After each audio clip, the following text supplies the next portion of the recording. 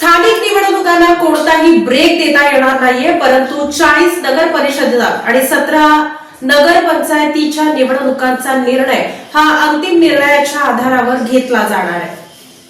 महाराष्ट्रातील स्थानिक स्वराज्य संस्था निवडणुकीवरून सुरू असलेल्या वादाला आज सर्वोच्च न्यायालयात महत्त्वाचा टप्पा पार पडला.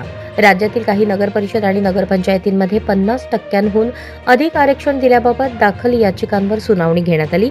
आरक्षण मर्यादा ओलांडल्याचा मुद्दा गंभीर असल्याने सर्वोच्च न्यायालयाने हे प्रकरण 3 न्यायाधीशांच्या खंडपीठाकडे वर्ग करण्यात यावे असा निर्णय दिला आहे.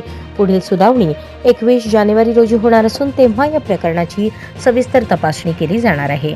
दरम्यान निवडणुकांना स्थगितीची मागणी याचिकाकर्त्यांकडून करण्यात आली होती, मात्र न्यायालयाने ती नामंजूर केली आहे. त्यामुळे राज्यातील 288 नगरपरिषद आणि नगरपंचायतींच्या निवडणूक प्रक्रियेला हिरवा कंदील मिळाल्याचे स्पष्ट झाले आहे. निवडणुका वेळेत पार पाडण्यासाठी राज्य निवडणूक आयोग सज्ज आहे. न्यायालयाने स्पष्ट निर्देश दिले आहेत की ज्या ठिकाणी आरक्षण मर्यादा ओलांडली गेली आहे त्या ठिकाणी निवडणुका आदेशाधीन राहतील.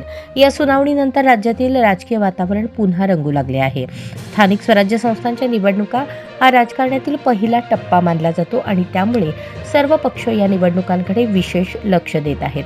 ओबीसी आरक्षण हा मुद्दा असून या विषयावरून विरोधक आणि सत्ताधारी आमनेसामने आहेत. आता 21 जानेवारीला न्यायालयाचा पुढील निर्णय काय होतो याकडे राज्यातील लाखो मतदार आणि राजकीय पक्षांचे लक्ष लागले आहे.